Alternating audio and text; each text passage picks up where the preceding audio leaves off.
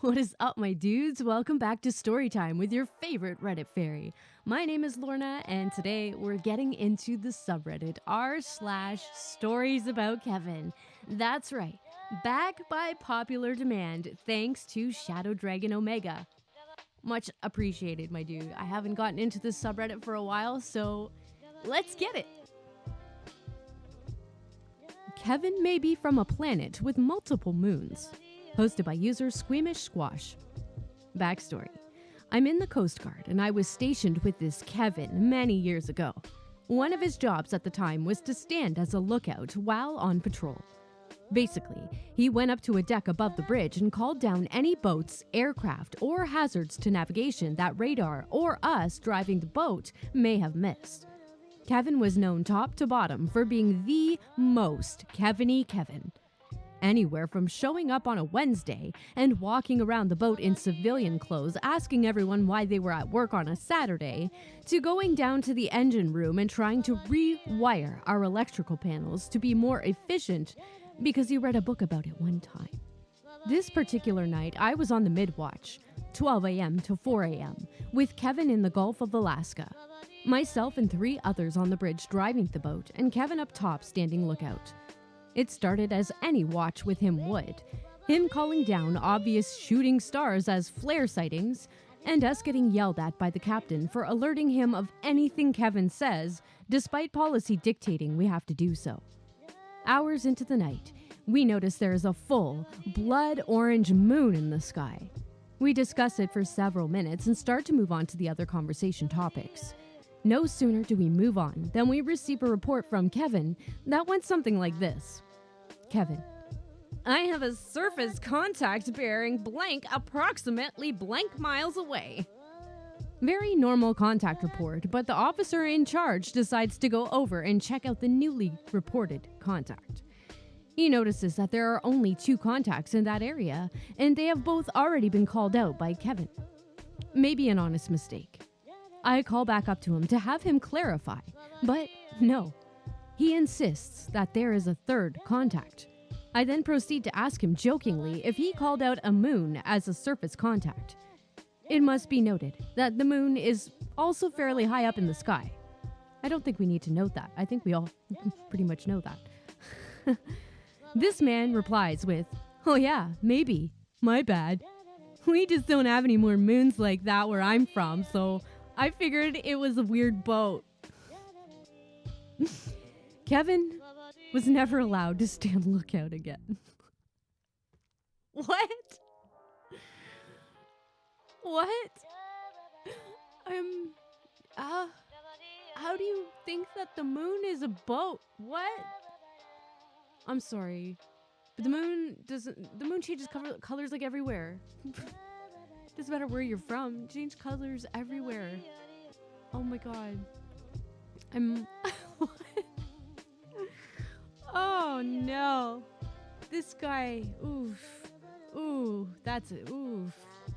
I couldn't work with somebody like that. I'm a fucking idiot. Oh my god, I hope you guys had a happy Halloween. Let's get on to the next one. My brother is a Kevin. Posted by user Chaos Collective. Over my life, I've seen so much Kevinness from my brother, I could probably fill a modest paperback. But for now, we'll have a selection. Scene: late 70s, biker culture. Kevin announced that he would like to have a sidecar with a coffin as the body. Mother said, "You'd never get an undertaker to sell you a coffin for that use."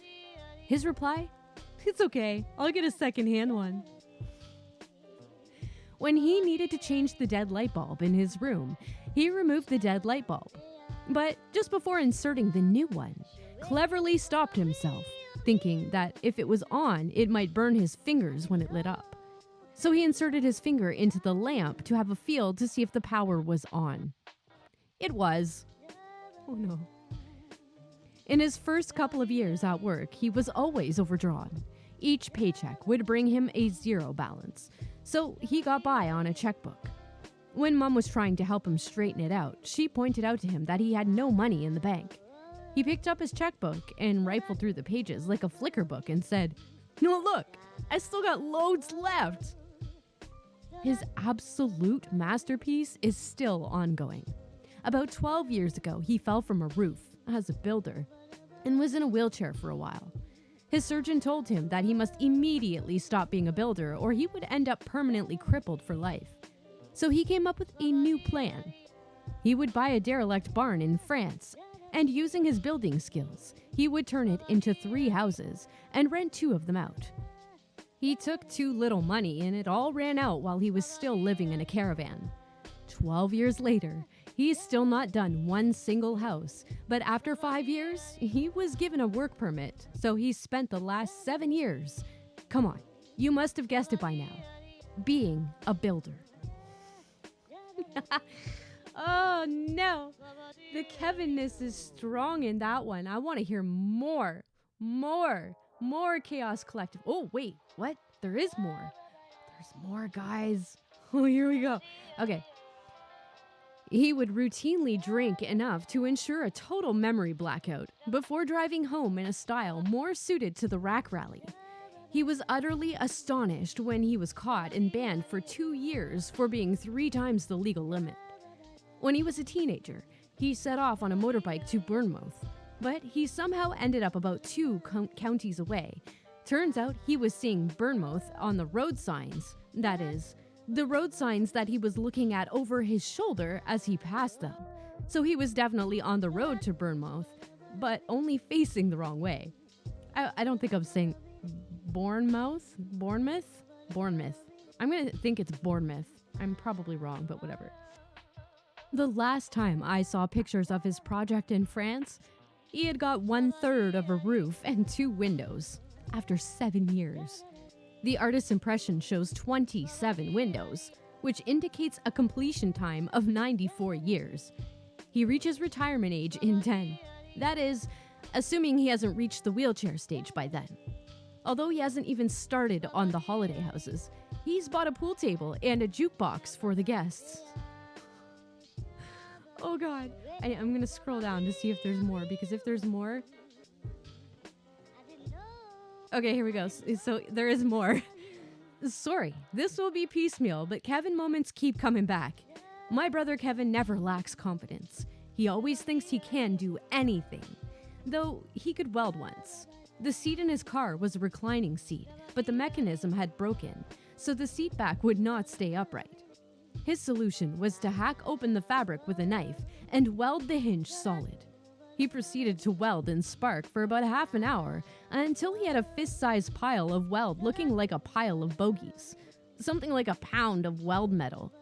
He flipped the seat onto its base and the seat back fell down, completely unaffected. So he found a bit of tube, hacked open the seat in 2 more spots, and proceeded to weld the tube between the base frame and the back frame. This achieved the desired result, so he refitted the seat and went out. When welding it was his habit to wipe hot spots clean with an oily rag, and then toss the smoldering rag in the corner. So half an hour later, after he finished and left, I went out to get my car and the garage was in flames. Thanks for that. Postscript. He may have got some of his intelligence from my mom. When I saw the flames, I ran to the front door of the house and, not having my door key on me, banged on the door loudly and shouted through the letterbox. "The garage is on fire! Call the fire brigade!" My mom came to the door. I told her the same message again. She was standing right next to the phone facing the door. So, did she call the fire brigade? No. Did she open the door? No. She proceeded to ask a series of stupid questions through a closed door and basically doubted that there was a fire at all. This wasn't the first time he caused a fire. He once put a frying pan on the gas, but didn't have the patience to wait for it to warm up, because it takes a really long time, doesn't it? Because he's what these days would be called ADHD. So he went out to play, got distracted. It was me who noticed the pan fire and moved to put it out. Not good enough for Kevin, though. He sprinted past me, picked up a cup and scooped up water from the washing bowl and dashed it into the pan with a fair bit of velocity. Quite literally whoosh. But no flying jokes involved, just flying fire. I've come to the conclusion that I, and subsequently his 2 wives, are the only reason he's still alive. Ideas0126 says, words cannot express how I feel for you. And OP says, thank you for your sympathy. The greatest day of my life was when he moved out to get married. Not because of his stupidity, but for other factors too. One of which is his total inability to understand that people don't like to be stolen from. He would routinely steal from his own family, and for the life of him, could not understand why they would find the least bit annoying. And he says, completely genuine. These are all completely genuine stories. He says, may I also point out that when he changed the light bulb, he was an apprentice electrician. Oh, this is so good. Okay, I'm going to stop there with the comments on this one. I'm going to guess there's a whole lot more if that's just the top part of the comments. But, oh yeah, guys, there's a lot more. So if you want to see more of this special Kevin here, you guys need to check out the link in the description. Go to this post in Reddit and just look at all this shit this guy does. Oh my god, this is hilarious. My dude, how did you survive with this guy? Whoa. Wow, okay. Kevin the Donkey. Posted by user Chaos Collective. Is this about his brother again? Or is this another Kevin? Let's find out. Right across from me is an old chap who we'll call Kevin. His primary characteristic is the way he plods slowly and pedantically. It usually takes him at least half an hour just to get in the car and leave the house. One summer, he and his wife were going away, so he put the 2 cars of the drive. It took him half an hour to do this, basically because it would go something like this. Come out of the house, shut the door, open the gate, go through, shut the gate, open the car, get in, put the seatbelt on, start the car, take the seatbelt off, get out, open the gate, get back in, put the seatbelt on, drive car through gate, take off seatbelt, get out, shut the gate, get back in, seatbelt on, drive 15 feet. Start all over again for the second car. When the second car was in position, he got out to shut the gate, got back in, closed the door, turned off the engine, and got out. One summer day, I got a good 40 minutes of entertainment watching him load a small dismantled wardrobe into the car, chipboard IKEA style. And it would go something like this. Come downstairs with 1 piece of wood, put the wood down, open the door, pick the wood up, go through, put the wood down, close the door, pick the wood up, walk to the gate, put the wood down, open the gate, pick the wood up, walk through, put the wood down, close the gate, pick the wood up, put in the boot of the car. Oh yes, he was prepared in that he had left the car boot open. So he goes back for the second piece, opening and shutting doors and gates, and repeats the whole lot for piece number 2. Now we're talking about little bits of chipboard here. You could carry a stack of them in one go, so this went on for some time until the tall pieces started coming down the stairs. This is where it becomes a Laurel and Hardy film. First, he tried to put the 6-foot piece in the boot, but it was too long. So he opened the back door and laid it across the back seat and tried to close the door. The door wouldn't close. So he took it out, closed the door, and walked around the other side, and put it on the back seat through that back door, and tried to close that one. Surprise, surprise, that door wouldn't shut either. So he tried a third tack. Take the wood out, shut the door, pick up the wood, open the gate, shut the gate, lay the wood down on the step, and stomp it in 2. This was the point when I realized he was taking it to the dump. With his careful handling and loading, I thought he was simply moving it somewhere else. You should see him load a baby in a baby seat. It's a bit like the Lord of the Rings trilogy. You need popcorn and toilet breaks. His wife knows him very well. When they are going out, you can see him tramping around the car, opening and shutting doors and gates for about half an hour, while she is clearly visible watching TV with her feet up. She knows enough to put her coat on and come out when he's sat in the seat with the engine running. For the 2 of them to get in the car and leave requires something in the region of 15 to 20 door openings and closings. I wonder if he's got some kind of OCD or something, like he absolutely cannot leave something open. I don't know. That's my guess. I'm gonna go with that. I think he's got some kind of disorder that causes him to do this. But At least he's not throwing temper tantrums while he's doing it, stuff like that. But that's pretty funny. That'd be pretty funny to see. I would probably laugh my ass off if I saw my neighbor doing that too. And I mean, not to laugh at someone's disability if that's what is the case, but not knowing what's going on and seeing that from far away, like, that is funny. Come on, you gotta admit. That's pretty funny. If I saw my neighbor doing that, I would laugh my ass off. Kevin the Engineer, posted by user Chaos Collective.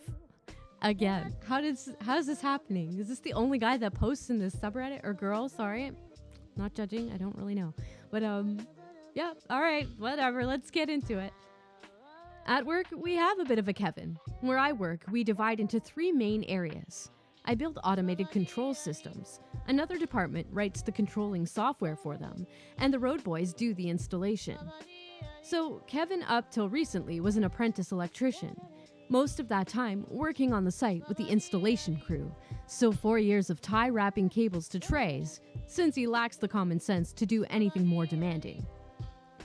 4 years of college, being taught how to be an electrician. 4 years of site work with experienced guys, and he managed to fail his competence test 3 times. Before the 4th try, one of the guys got him a couple of 2-way light switches to practice on, since he still can't figure out how to wire a light switch. 3 days he puzzled over those light switches. I mean, for God's sake, it's quite complex. A light switch has 2 wires. 2-way light switches have 3. Well, eventually, he managed to pass the test, so he was immediately promoted to the software department, where he sits and reads Twitter all day. I think he must be descended from bicycles, as he can manage to stand up when moving, but as soon as he stops walking, he has to lean on something. I was a little confused by that one part where he said, I mean, for God's sake, it's quite complex. A light switch has 2 wires. Like, I think he meant it's not that complex. Or, I don't know, but that's funny. 4 years, and you're, like, after 4 years of doing something, you would think you'd finally realize this just is not for me. It's just not for me. But no, that's the problem with Kevin's, is they never have that self-realization. You know what, guys? Let's play a game. When you think of Kevin, let me know in the comments, what celebrity, other than Kevin Malone, obviously, what celebrity do you think of as a Kevin? Let me know in the comments. I'm very interested to see these answers, because I have quite a few myself, but I'm going to refrain from saying them. I just want to, I'll see what you guys say, and then I'll just reply to you guys in the comments. Kevin the Geography Expert. Guys, it's another one by Chaos Collective. I have a feeling every single one of these is going to be him. Well, then it just might end up being titled the U/Chaos Collective edition or something. All right. I've noticed that a lot of Kevins are vehemently convinced that their version of reality is right, even when faced with overwhelming evidence. I've encountered this on a depressingly regular basis. I was once asked where I'd been on holiday, Glastonbury. I was then told I was lying because the festival wasn't on this year. I had to explain that I had been to the town on Glastonbury. I was then told that I was still lying because Glastonbury doesn't exist. The Glastonbury Festival is named after the village of Pilston. Sick. You can't win with people like this. So these towns just completely disappear unless there's a festival there. Oh God, how does this guy know so many Kevins? Is this the same Kevin? Chaos Collective, if this video falls into your hands, I would love to hear from you. Your stories are fucking hilarious. I need to know, like, are these different Kevins? Who's who? Are these... I gotta know more. We're probably gonna know more. This is probably gonna be more posts. Seriously though, like, let us know. You wanna know. Carwash and winter don't mix. Posted by user Sloths Rule the World 87. I'm new to this sub and it's wonderful. My sister, 21 at the time of the incident, is a Kavina. I love her to death, but oh my. So a few years ago, she stopped and got a car wash on her way home. It was about 11 p.m. It was also about minus degrees. Minus degrees 5? Apparently I can't talk today. It was about minus 5 degrees Fahrenheit. Not too big of a deal at the moment until she came and woke me up to let me know she had locked her keys in her car. This is pretty much the conversation that we had. Sister: hey, I locked my keys in my car. Me: okay. The spare keys are hanging up like they always are. I don't know why you are waking me up for this. Sister: well, my doors are frozen shut and I can't get in. The car is still running. Me: what? How did you manage that?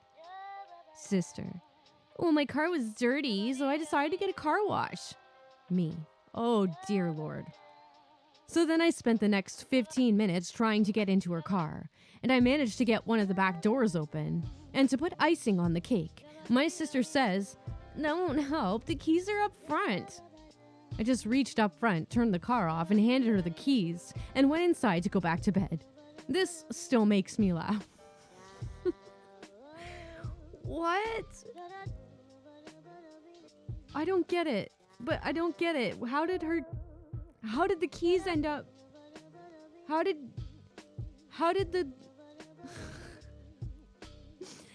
did the doors end up closed with the car still running parked at the house? What? Oh my god.